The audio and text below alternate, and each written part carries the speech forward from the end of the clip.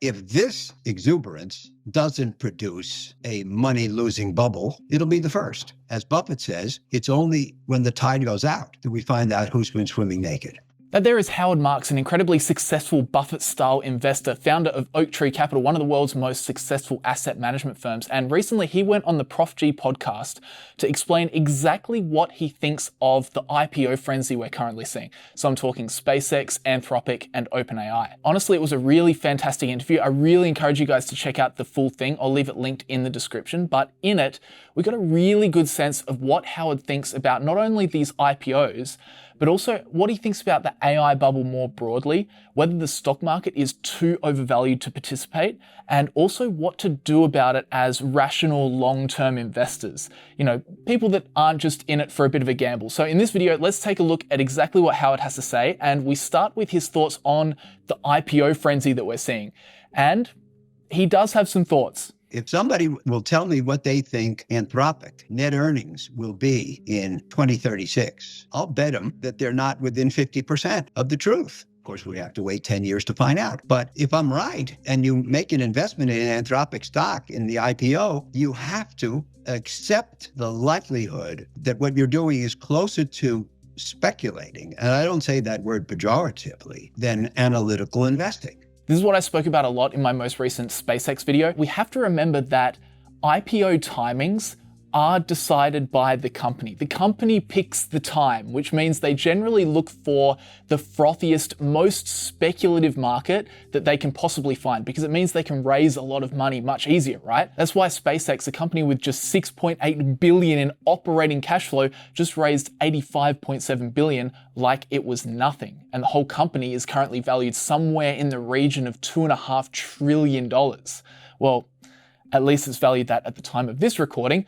Who knows where it sits when this video comes out. But the point Howard's making is that this sort of stuff, it's not grounded in reality, and we have to recognize that. It's not the sort of thing that Warren Buffett would teach. You know, the value investor, the old-fashioned investor like me and my fellow travelers, what we do is we look at what it makes today and what its potential earning power it's building. We try to figure out what its earnings will be in 5 or 10 years. We put what we think is a reasonable valuation on those earnings, largely related to the earnings potential in the subsequent decades. And then we look at the price today and we try to figure out whether today's price is fair relative to that earnings power. I don't think I've ever seen an industry or companies where that is less feasible. So I don't think there's an analytical or what we call a value-based way to decide whether or not to participate in these IPOs. And if so, at what price? This takes me back to the valuation I ran on SpaceX in my other video, right?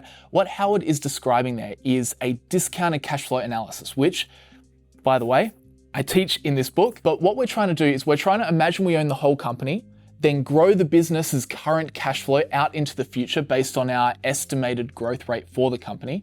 Then we imagine we sell the business in 10 years' time.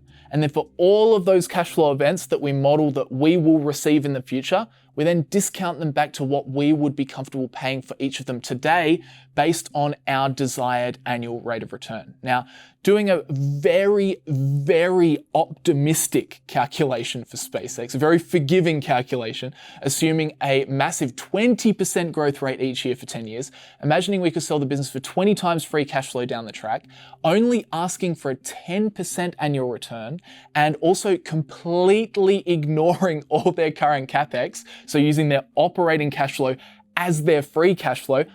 I know that's completely stupid, but just doing that came to an intrinsic value of $440 billion, no margin of safety. And that was being extremely generous. But what is SpaceX currently trading at? A valuation 6 times that amount. Yes, 6 times. But as Howard is about to talk about, these forecasts might not even be the investor's biggest problem in dealing with these IPOs. In dealing with the future, the way most people deal with the future is by coming up with a forecast. I argue strenuously that if you want to deal with the future, you need 2 things, not one. You need a forecast and you need a judgment regarding the probability that your forecast is right. So you can make a forecast about the future of AI. You can make a forecast which is optimistic. But I just think if you say, this is my judgment about the future of AI, and by the way, I'm highly confident that I'm right, I think you're probably making a big mistake. I've never met anybody who thinks they can tell me what this world is going to look like 5 or 10 years from now. So why should the young person you described who's laying the foundation for his investment portfolio, why should he conclude that he's probably right? That's the other problem with these IPOs, and indeed AI companies more broadly. It's predictability. Yes, you need to be able to model the future of the business, but you also need to do so with confidence. You need to have confidence in the growth rate that you slap on that business, right? This is what Buffett means when he says things like, the internet isn't going to change how people chew gum. What he means here is that yes, back in the tech bubble, the internet was the big new technology of the future. Clearly it was going to be huge, but the winners and the profitability was highly uncertain. In times like that, he prefers to own the chewing gum company that's had, consistent 10% annual growth in its profits for the last 10 years. So modeling out chewing gum sales or, ore mined or lumber produced is going to be much more predictable than how much money will this AI company make in 10 years' time. So as Howard says, 2 things needed. You need, yes, a forecast, but you also need a judgment of how probable your forecast is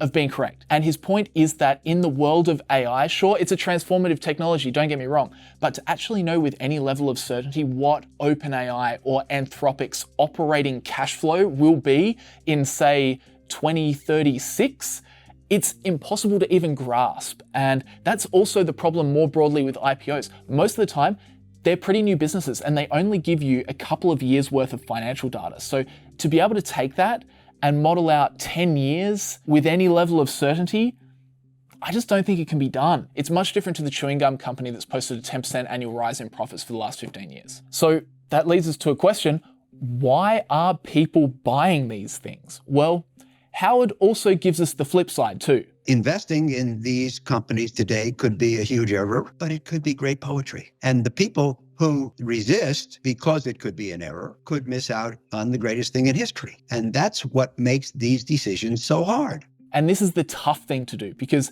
when you invert the arguments we've made so far, it sounds tempting. We are living through a revolutionary technological time. And while we can't predict the upside with certainty, one thing we do know is that AI will dramatically change the world that we live in.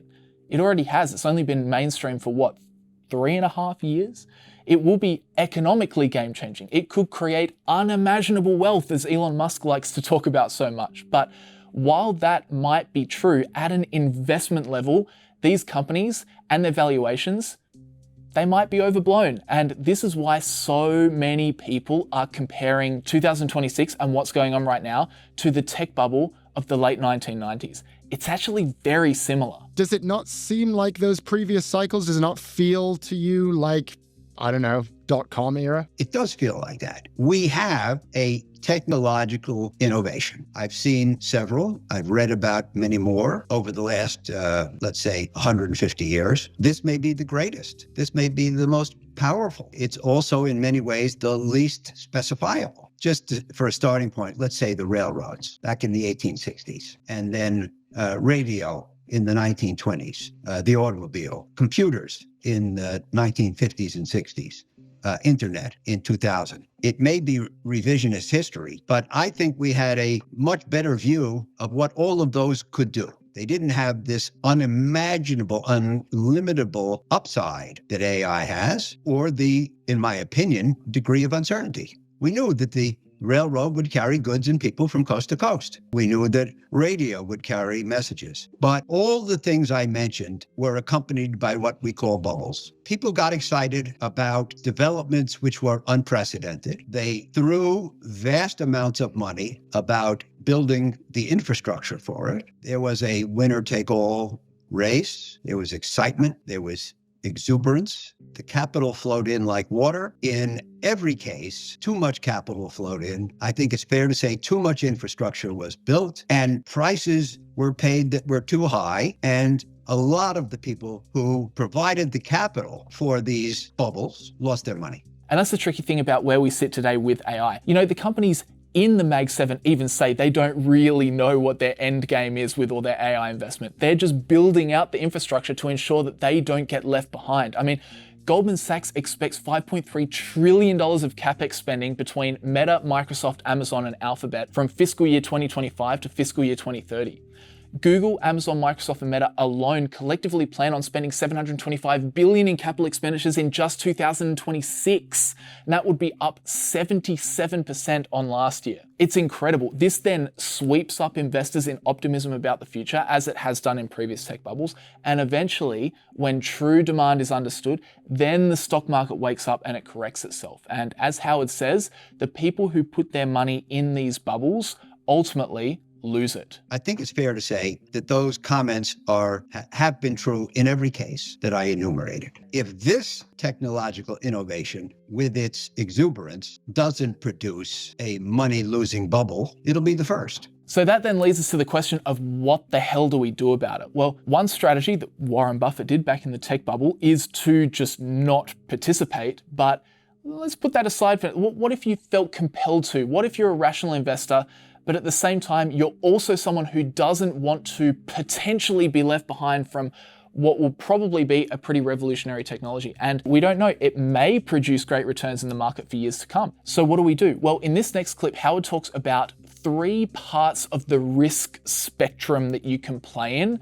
depending on your appetite. How to invest in AI. Like anything else, there's a spectrum. And at one end of the spectrum, we have ultra high possible returns with great uncertainty. And at the other end of the spectrum, maybe we have somewhat lower possible returns with less uncertainty. Let me give you a couple of examples. You can invest in what we call the hyperscalers. They have established businesses with moats, enormous operating cash flow, and some diversity of business. These are, as I said before, without naming names, some of the greatest companies I've ever seen. So you would think that investing in them would be maybe the low risk way to invest in AI. Then you have established companies, as you said before, we don't know their profitability, their finances, and they're one product companies in the sense that they're all AI. So maybe it's harder to specify their future. But Anthropic and OpenAI, for example, NVIDIA, have a very high probability, I think, not being an expert, a high probability of still being successful 5 or 10 years from now. So they're,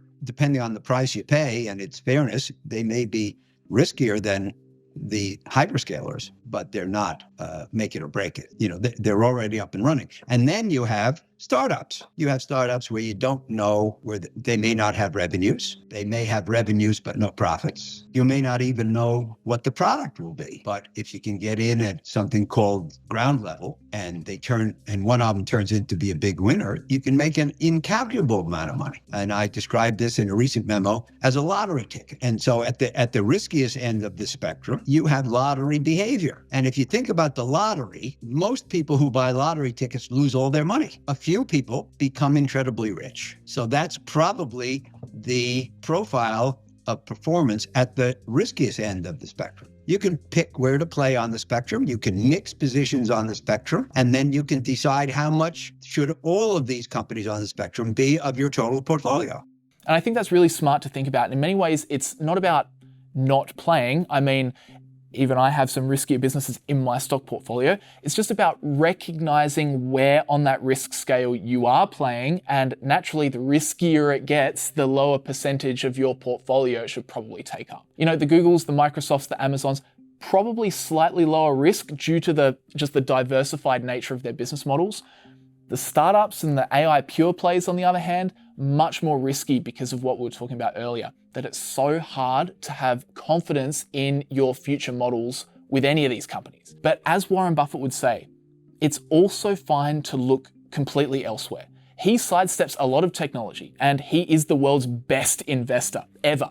And Howard isn't against this plan either. Where do you find value right now? I still think there is a more predictable part of the economy. It'll probably be a while before the energy business gets disrupted to the point where we use something in lieu of oil and gas. That's probably largely true of the food industry, probably the timber industry, and the home building industry. Transportation, it's probably going to be a while before we walk into a station, become dematerialized, and show up in another city. So you can identify areas, metals and mining, paper, chemicals. I guess I would say for the most part that things that have less intellectual content are less likely to be disrupted by AI, which is basically an intellectual problem solver and productivity tool. And this is more drifting into what Monish Pabrai would say.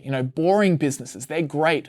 Funeral homes or garbage collection or manufacturing, the list goes on. These industries, they're not sexy like tech and AI, but that works in the favor of the average investor because these aren't the companies that are on CNBC. They're not the ones that are being hyped across the headlines. And let's be real, outside of tech and the world's largest companies, there are still plenty of interesting opportunities in unloved sectors in our current economy. So that's the last point. Don't assume it's just AI or bust. There's lots and lots of stuff going on out there, and you don't have to play in tech if you don't want to. Also, last thing, if you are interested in learning this approach and you'd like to join 300 other people in Atlanta in September for 3 days of in-person education with myself and Phil Town, I would love it. Please register your interest via the link in the description of the pinned comment. There's no formal announcement yet, but we are taking expressions of interest. We're thinking September 18th to 20th. Spots will be limited to 300. That's the capacity of the venue. And it's also free. So I'll put the link to sign up in the description and I'll email that list before any announcements. So if you really want to get in, make sure you put your name down on that list. But apart from that, guys, thank you very much for watching. Also, check out the new money strategy if you haven't done so already. I would really appreciate it. Like the video if you enjoyed. But apart from that, guys, thanks very much for watching and I'll see you all in the next video.